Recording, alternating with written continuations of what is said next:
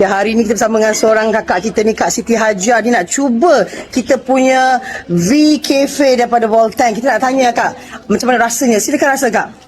Ambil bau. Masya Allah. Oh, wangi. Bismillahirrahmanirrahim. Lain pada lain kopi ni. Sedap, lazat. Rasa segar. Pekat melekat di hati. Pekat melekat tetap. Masya Allah, memang sedap.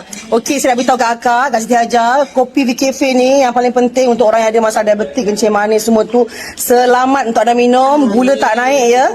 Dia bantu untuk orang kata mengawal gula dalam darah, untuk orang yang ada masalah sakit sendi, sakit badan, sakit semua, sakit lutut tu, mudah-mudahan insya-Allah kita nak berterawih nanti ni kan, nak solat semua lebih bertenaga. Tengok ramai cik-cik kat belakang ni semua ni pun. Dah cuba kopi sedap tak cik? Sedap. Ya, semua dah cuba kopi sedap ya. Good sikit, good. Tu dia. Ni semua geng-geng surau ya. Masya Allah, kat belakang pun dah cuba sedap kan? Sedap tak yang belakang? Ya, mantap. Okey. So siapa nak dapatkan kopi dan juga teh tarik paling sedap, dapatkan segera kopi daripada Keluaran Voltan. Okey.